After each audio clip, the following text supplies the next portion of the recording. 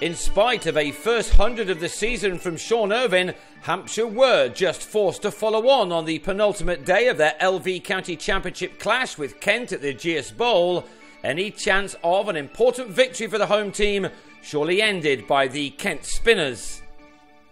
Hampshire began the third morning on 127 for 3 in their first innings, 380 runs behind their opponents, and they were in more trouble in the 7th over when James Vince, after adding 6 runs to his overnight 64, edged James Treadwell behind. The England slow bowler didn't have it all his own way, however. New man Adam Wheater hit him for this 6.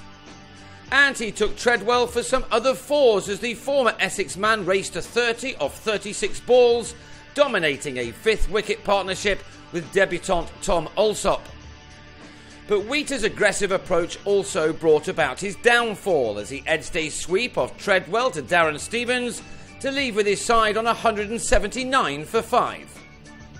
358 was the target to avoid the follow-on, and Alsop helped out his side for a while, this maximum bringing the 18-year-old 6 of his 33 runs. With the total on 205, the youngster got a leading edge to this full-length delivery from Adam Riley, offering the bowler a return catch. 205 for 6 soon became 212 for 7 as Chris Wood padded up to Treadwell in front of his stumps. And 13 runs later, the home team were 8 down as Matt Coles was superbly caught by the diving Sam Billings. It was a catch which emphasised the keeper's speed of reaction.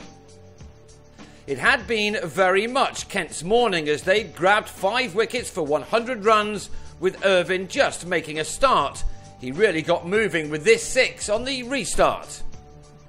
But Hampshire still found themselves on 253 for 9 when Imran Tahir pushed the ball from Riley straight to Rob Key in the covers. It now became the Ervine show. The Zimbabwean used all of his power to slam Riley over the ropes for a big 6. One he matched in the spinners next over to reach a 50 off 99 balls. Ervine had started patiently but had now hit 3 6s and 2 4s, and he was not about to stop yet as he scored the majority of a 98-run last wicket stand with James Tomlinson. So far, Ervine had hit more 6s than 4s, but that soon changed as rarely an over went by without the 31-year-old, who seems to have been around forever, finding the boundary rope. This was a brilliant one-man show of hitting from a player who's shown over the years that he has the ability to take attacks apart, and that's what he was doing here to frustrate the Kent one enormously. Tomlinson played a valuable hand at the other end, even if not too many of his shots went off the square. In 54 balls, Ervine had moved from his 50 to 98, and he then leant back in his crease to hammer Riley down the ground for his 4th 6 to go with his 9 other boundaries.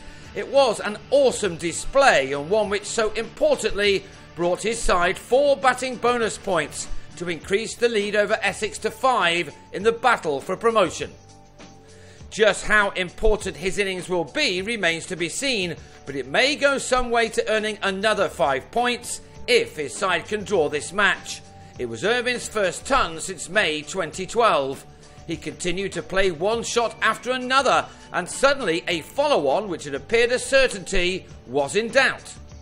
But with just 7 more runs needed to ensure that Kent batted next, with the score on 351, Ervine was beaten by a big turner from Treadwell and was stumped for a game-changing 121, Tomlinson making 11 in 85 minutes of a vital last-wicket stand.